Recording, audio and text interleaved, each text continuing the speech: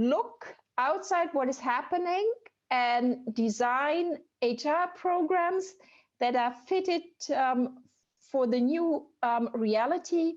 I personally think that we still have too old-fashioned HR systems in the companies. Just to give you an example, I think we are all still working with hay gradings, where it's very important how many people you have reporting to you, what your budget is. I think this is of no importance anymore, but as long as we keep on working with these systems, we will make it difficult for people to step out of comfort zones and wanting to have a lot of directs, because of course there goes pay along with a certain weighing. And I think what the new generation should do, get rid of all the systems and develop much better systems that are suited for the way we will work in the future.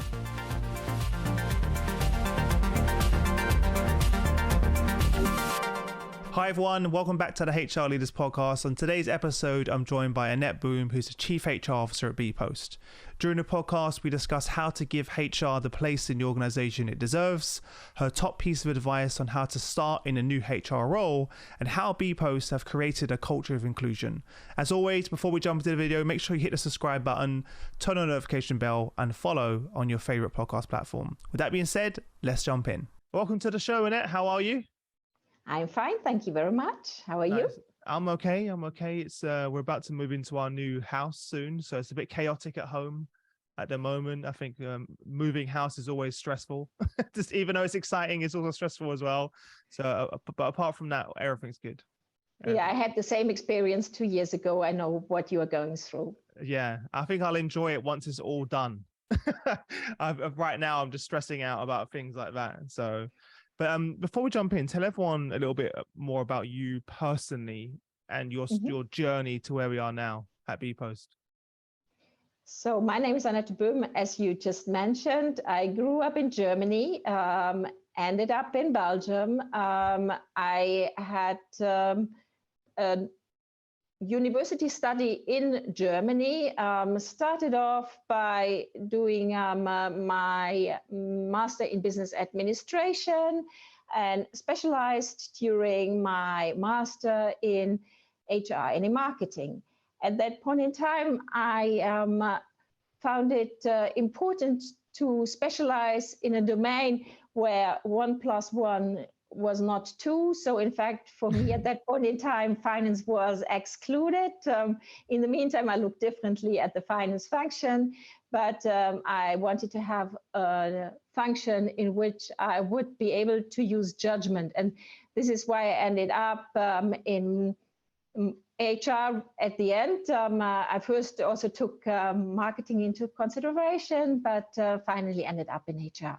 Yeah. I have been a HR professional ever since. Some nasty people say that I cannot do anything else. I see it slightly differently. I really believe that HR is the most fascinating domain to be in, because in fact, the way that we are looking at people changes all the time. And I have been working for many different industries and also in many different HR functions, and have seen that one of the mistakes that you should not do when working in the HR function is to repeat what you did in company A in company B. So in fact, what I have done in HR, I worked in industries like telecommunication, like technology. Recently, I worked in banking. I worked before also in consultancy. And now I'm working for a logistics company, all very different domains, but I love it. I love it. You mentioned a very good point about you can't just transfer what works in one company into another. It doesn't work that way. So when you join a company for the first time, what's your process? What does your first 6 months look like? I think the most important thing for me to start off is to just observe, to understand what is going on in the company, how people work, and to understand the dynamics.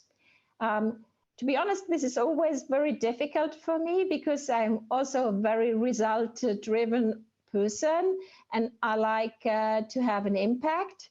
So keeping quiet and to just stay in the observer role is sometimes a little difficult. Yeah, patience is not my biggest strength, but I learned that it is the only way forward. Otherwise, I think you make mistakes. I recently joined a new job, and what I said to people, I will ask you a lot of questions, but don't see this as a sign of mistrust. It is a sign of real interest, really wanting me to understand what is going on in order to be able to be more effective with the programs that I will try to launch later on. Mm-hmm. Is this right through the organization, or are you just meeting with the leadership team? I think it would always be a wrong thing to do to only meet with the leadership team. I think what I also learned during my career is that it is very important to really connect with all levels in the organization. And I would also make the statement, the higher you get in the organization, the more important it gets to connect with the people at all levels. Yeah, this is what I really liked about bpost. When I came in, they invited me to go on a journey, to meet with people also in the logistics sites. So we have sites in Europe, in the US, and in Belgium. And I think I have, in the meantime, been visiting most of the sites already in order to really see what is happening, but also to talk to people. And people appreciate it very much. Yeah. They want to see also a face behind the name, right? Yes. And yeah, what I found really interesting when I went to the US, we are having a big fulfillment center in the US. We are based next to Amazon. So in fact, there was this one person who worked also for Amazon before, and he had just joined us. And when I asked him why he was working for us in the US, we operate under the name of Radial. He said to me, because the leaders of Radial come and see us, they talk to us, they ask our input, and this is what excited me and why I wanted to join Radial. Love that. That's what you want to hear, right? That feedback. Yes. I think this gives you energy as an executive as well. Yeah, it's so important that the leaders get out of the office and go and see those leaders see those employees that are working on the shop floor, because they're the ones that are closest to your customers. You know? Yeah, and to be honest, what excites me as well was how much passion people talk about their jobs. Yeah, I think we often do not give people really the opportunity to explain what they are doing and why they are doing it. And I think to have people speak about their purpose in life, and it can also be in a fulfillment center. I really think that no matter what function you do it for a purpose, and you also want to be proud of it and to show to people what you are doing. Yeah, love that. Something I also want to talk about, I noticed your recent LinkedIn post when you mentioned that your CEO Dirk, when you first met, that he made a statement around diversity, which was really impactful. Could you share that with the audience? Yeah, I think bpost is an example when it comes to diversity. We have nationalities, different nationalities, very many different nationalities, but we also have people of different sexual orientations, women, men, handicapped people working in our organization. What I found really an exciting meeting, we recently had a meeting with our minister, and we invited people who represented the different minority groups. So we had, for example, also a postman who could neither speak nor hear. He came with a translator in order to explain to us what he was doing. But in day-to-day life, he does not have a translator, but he is fully integrated at the work space. He explained that he's working with his hands and with his facial expressions. But it worked so well for bpost that we decided to build a whole program around it in order to make sure that we give people who have a handicap the same opportunities than other people. And I think this is what we want to be. We are known in Belgium as a company that wants to take up social responsibility. And we are also the biggest employer for unskilled people in Belgium. And we are proud of it and really try to make sure that everybody understands that people are equal and that all the persons working for us should get equal opportunities. Mm-hmm. That's amazing. That's a great story and great to hear. And I'm sure for you during the interview process, that was great to hear from the CEO. the importance of diversity and inclusion. And I think he is also really coming up for minority groups, which is lovely as well. Yeah, amazing. I know something you're really, really passionate about is how do we give HR a place in the organization that it deserves? I think more so in the last 2 years, we've seen the progress, but that's accelerated. But for our listeners, you've done this many times in many organizations. How do you give HR its place in the organization and position it alongside the other functions like finance, etc.? In fact, I think the HR role has to also show the added value that it can bring to an organization. Personally, I think that the reason why we have more HR roles now around the table is that so many organizations are going through major transformations. I recently gave a speech to our board of directors where I also said to them that also in bpost, because we are also going through a major transformation, we will have to make sure that the human dynamics gets high up on the agenda. I think a lot of organizations in the past thought that they could do transformations by following the rules of the game. I think they had the big consulting groups coming in and having them outline plans, but I think people do not step into plans that they do not really own, first of all. And second of all, I think you always have to show people the impact that the transformation will have on them.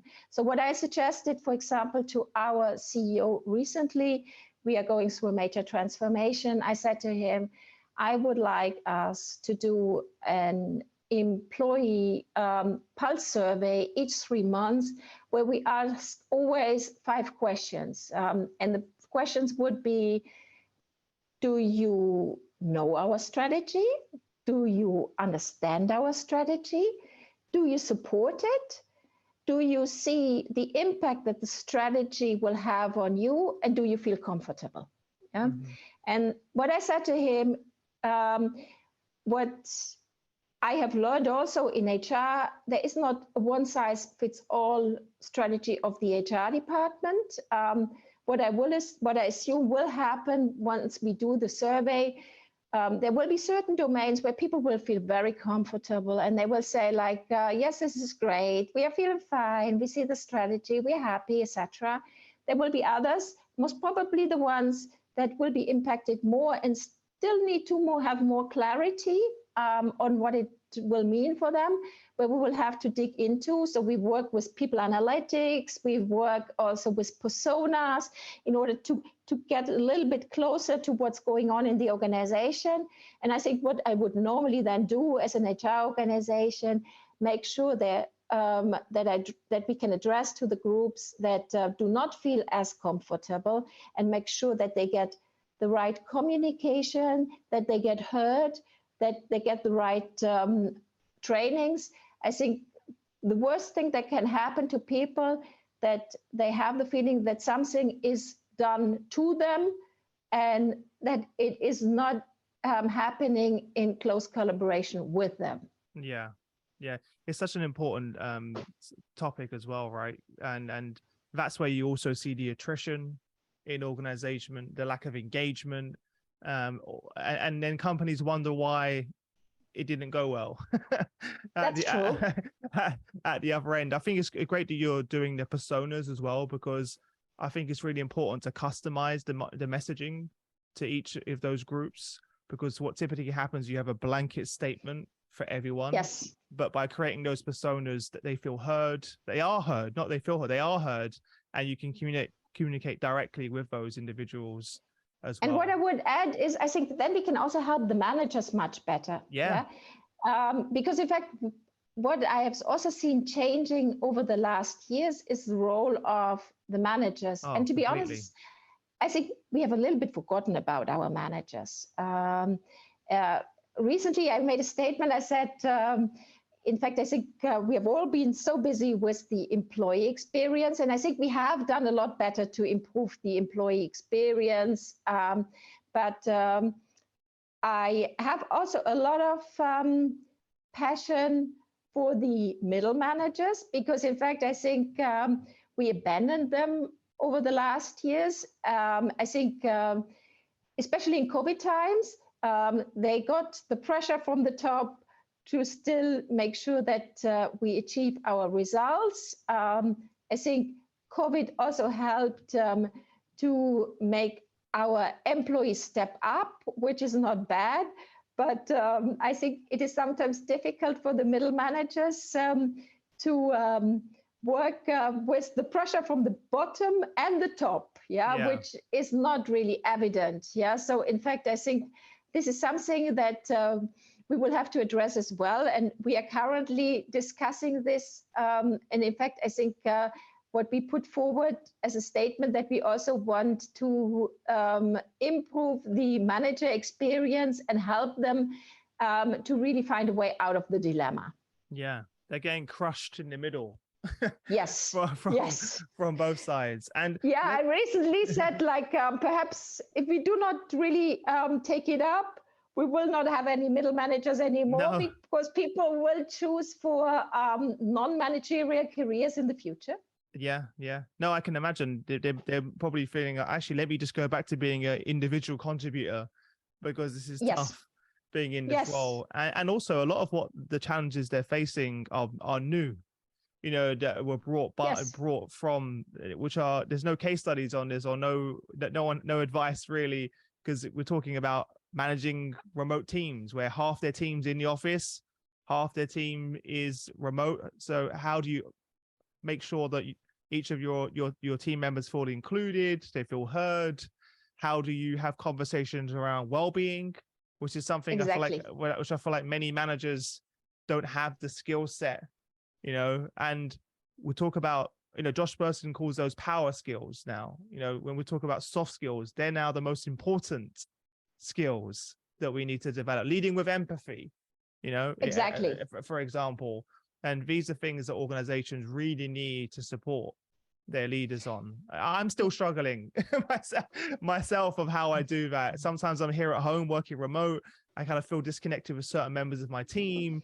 It's tough. It's really tough. But I think this is also one of the roles that I consider as an important role for the HR executive. You can have whatever title at the top, no matter what. But I think it is important that we as the HR function make sure that all the aspects that you were just mentioning, empathy, also emotions, also find the entry to the boardroom. Because in fact, I think we have all been trained over years that we are not supposed to show any passion, any emotions. But I think we need to be the role models and also act differently in a new world, and also adapt our way of working.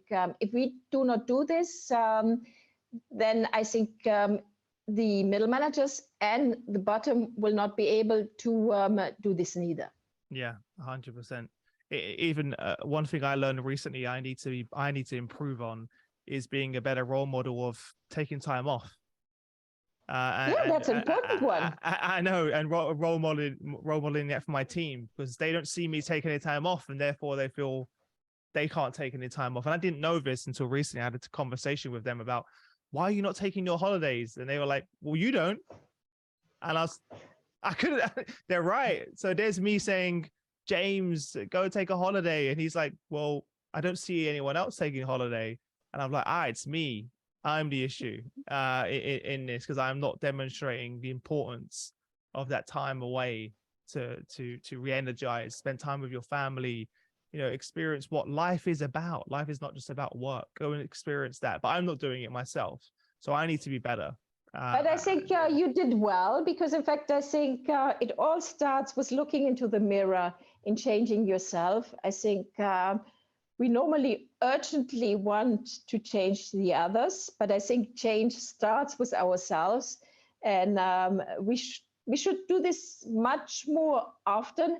But I think the advice that they gave to you about your holidays is very important. To be honest, I take all my holidays because, in fact, for me, holiday is important, as I can spend time with my family, but it is also reflection time for me. Yeah. What I also like is to be on long flights, because in fact, on long flights, I think I'm the most.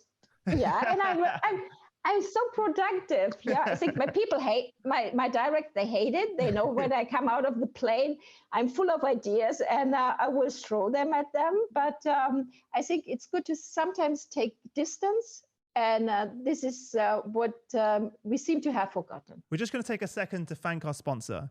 This episode is brought to you by our friends at Microsoft. Today's work environment requires new tools for your organization to thrive. Employee experience platforms such as Microsoft Viva help people and teams reach their potential with communications, knowledge, learning, resources, and insights. By bringing all of this together in the flow of work, Viva helps foster a culture that empowers employees and their teams to be their best and accelerate any organizational performance and results. Click the link below now to download your free ebook and learn the secret to delivering great employee experience and how to quantify the benefits in your own organization. Let's jump back in. I think you're so right. I realized very early on during the pandemic that in order for me to be the best leader, dad, husband, friend, I have to start with looking after Chris. Yes, that's true. And so I have to be more selfish with my time. I have to set boundaries, and really communicate that with my team. Because if I'm not taking care of my own health and well-being, I definitely can't take care of everyone else as well. And that was hard. That was hard.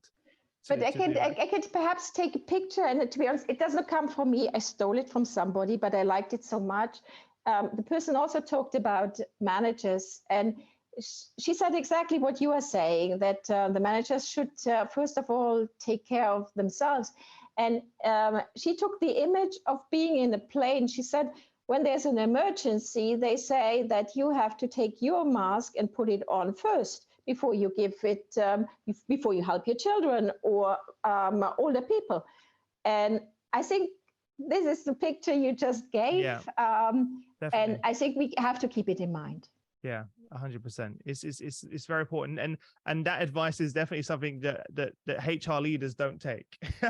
Many HR leaders don't take care of themselves. They're so focused on taking care of their employee population and their own family, they forget about themselves. I saw and spoke to many CHROs during the last couple of years that were completely burnt out.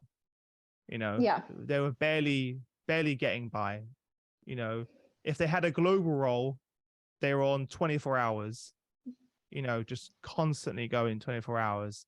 And I even saw many of them actually decide to leave the profession and retire early due to how the toll that took on them. And more than I've ever seen. I've been doing this a long time, and during the last 2 years, I've never seen a bigger exit of leaders and retiring or just leaving jobs No one, I haven't seen any headlines about that, but there's so many incredible HR leaders that have just left the profession over the last couple of years as well.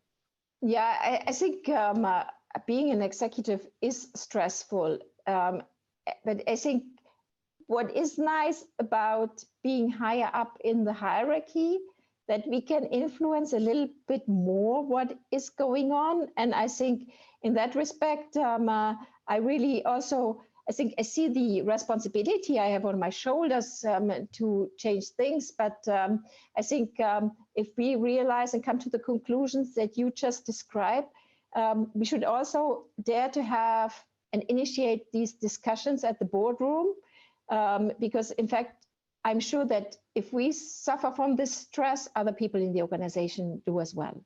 Yeah, 100%. It's interesting because so many of the leaders and friends that I speak to, they leave before having that conversation. Like, because I say like, oh, did you speak to your leader or your line manager or your CEO? And they say, it wouldn't help. And they leave, and they leave. They assume that there's no point, Chris. There's no point. There was no point me speaking to them, and that's most people actually. I think most people. But to be honest, I've come a complete different experience, and I always say this to my directs. Yeah, I say like, ask for what you want to get. Yeah, you can only get a no. That's what I said. yeah. But it's true. Yeah, it is. True. I think it's simple. Yeah, and I think what I've learned, I sometimes ask for things that I think I will never get, and sometimes I do not get them.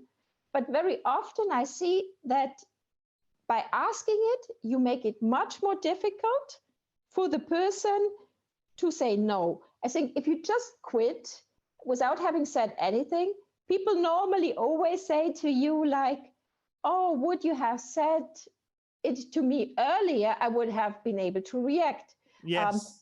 Yes. But in fact, I think I sometimes get a no but then, okay, if then I finally quit, I can also say like, but I told you I wanted to have this. You could not give it to me. I get it elsewhere. So this is now, I think, the discussion or that is the conclusion of the discussions that we had back and forth. And I think it should always be more than one discussion, because in fact, sometimes it's also very important to choose your moment. This is something that I really learned in HR as well. I think as HR people, we sometimes do not really choose the right moments to take initiatives. We find our ideas so great that we want to push them through. But what happened a lot to me in HR is that the business comes back to me and they say like, Anette, we like your initiatives, but we have 100 other things to do. This is really not the right timing. And to be honest, when it happened for me the first time, I was really disappointed. I thought they do not get it. And I felt a little bit like this HR victim. Nobody understands the HR function. But to be honest, I learned to cope with it. And my strategy is now sometimes to really back off when I see it's not the right moment, but not to bury my idea, but to come back and to present it again when I think that the time is better. And I must say, in 99% of the cases, it works. Nice. So rather than just giving up, or you've kind of had that reflection of understanding, actually, just it's not no, it's just not now. Yes. And I think what we should all do much better, we did an exercise this week on active listening. I think active listening is so underdeveloped in companies, yeah. And I found it really interesting. We did an exercise. It was at our top 100 meeting, and but in fact, what you saw, people were talking at two different levels. The one was saying that he was not happy. The others always bombarded with solutions, but the person that bombarded with solutions did not even hear what the person was saying. So I think we should all try to understand our peers, our directs, our bosses, also our bosses much better, yeah, in order to not feel like the victims, they do not understand me, but to create common understanding, alliances, and also bonding that will help to create results in the future. Yeah, I completely agree. It's such a people don't speak enough about the importance of active listening. You're right. It's such an important, especially now where, again, with our teams, we have to be even more intentional about having those conversations and listening as well. I think virtually sometimes that also doesn't help. It gets lost in translation sometimes. If you got Slack, you got email, you got so many different ways of communicating that it just all becomes just a void of information as well. So one-to-ones are super important, and then having those conversations as well. Before I let you go, I want to jump into our quick fire round. So I'm going to ask you some questions, but you only have 20 seconds per question. Oh, now you put me under stress. Yeah. Yeah, exactly. So first question, what are your hobbies and passions outside of the office? I try to run, swim, and what do I ask? And do fitness. Wow. And normally I run behind my son, who is much faster than I am. He's only 14 years old. Oh, you got to keep up with that. And how often do you swim, just out of curiosity?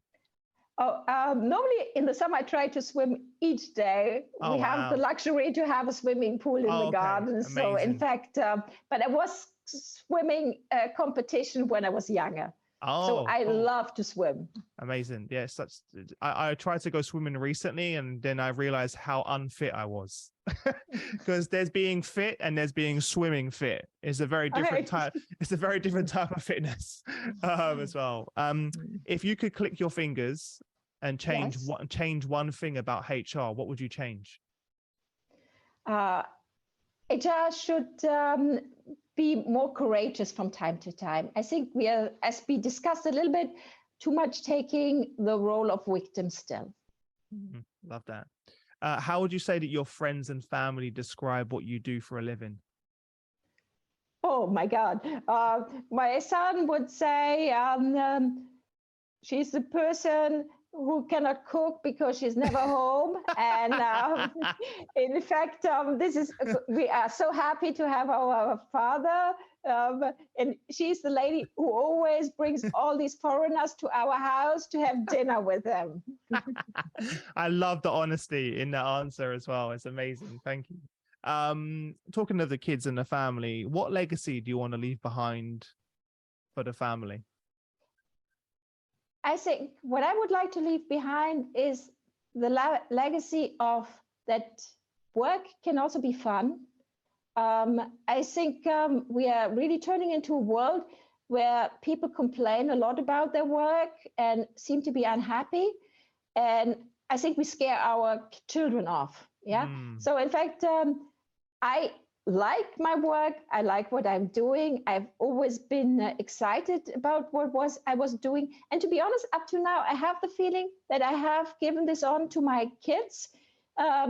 They all want to have a career. They all want to do something special. They will not do HR, but that's fine as well. That's cool. Yeah, you are right. Like most of the younger generation, when they think about work, it's a negative outlook, which is really sad. So if we can give them a positive outlook, that's amazing. I never really thought about that. But I think this is what we also, my question to all the ones listening that have children, give them the positive outlook. I think we can really influence a lot the belief of our kids. Yeah. I tried to, Robin kind of comes to my daughter, Robin, she's 4. She comes to the office every day because her nursery is next door. And whenever she comes, we always try and make it a fun and environment. She sees us having fun, conversations, laughter. So I really hope that I never thought about it until you said this, but I really hope when she grows up that she remembers coming to the office and seeing the energy, the excitement of our team. I'm sure she will, because I did the same with my daughter when she was 3. I was working at Oracle, and I took her often to the office with me. Everybody knew her. She was then always carrying the mail around. Yeah. But she still remembers. She's now 24. Yeah. And I think if she had to pick one employer that she has the best memories of, it would be Oracle, and not for the Christmas parties, but for carrying the mail around. Love it. I'm sure she remembers that as well. Robin Yes, she does. Robin comes in the office. I think what she will remember, she comes in every day and she goes straight to our fridge. Yeah. and she opens the fridge and seals what snacks we've got. That's what she's going to remember. She's always stealing all the employees' food. That's what. No, that's right. Yeah, I think so. The employees will most probably like it a little bit less than she does it. They're always like, "Where's my fruit gone?" Yeah, always. Yeah, good. She should come to our office. We have snacks as well. She'll love that. If you wasn't a chief HR officer, what do you think you'll be doing? If you wasn't in HR, what do you think you'll be doing? Oh, to be honest, I would like to work as a profiler and to work to understand criminals. Oh, wow. I think this is something that really attracted me a lot. I'm also watching a lot of also series about to really move into the heads and the brains of criminals and why they do what they do. Yeah. Some people say this is not so far away from what you do now. In some ways, yeah, it's in some ways it's a different type of profile. Yes. No, but okay. What would you say is the biggest investment you've made in yourself? When I was young, I decided at a certain point in time to go back to university. I went to INSEAD Business School and I studied coaching and counseling for change. And to be honest, this experience was a tremendous experience for me because, in fact, I experienced university and INSEAD Business School, it's a university, yes, great. As much more interesting than when I did my original master's in business administration. I think sometimes it's good to have some working experience and then go back to the learning space. And I think continuous learning is important. So in fact, I have ever since tried to keep myself up to date with the latest developments. And this is also what I find so interesting about my job, that this is possible in the HR domain. Yeah, amazing. And then last question, what advice would you give to the HR leaders of tomorrow that are going to be sitting in your seat one day? I think that they should especially try to look outside what is happening and design HR programs that are fitted for the new reality. I personally think that we still have too old-fashioned HR systems in the companies. Just to give you an example, I think we are all still working with Hay gradings, where it's very important how many people you have reporting to you, what your budget is.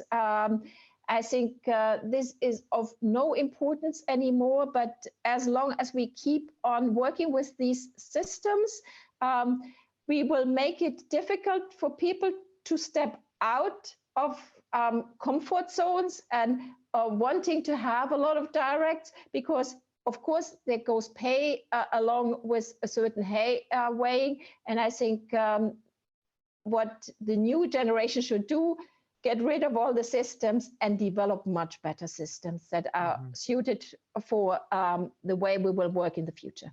I love that. Well, look, thanks so much for taking the time to come on the show. I appreciate you for sharing your journey. You're welcome, and I wish you a really good move. Amazing. See you again soon. Thank you. Bye-bye. Thank you.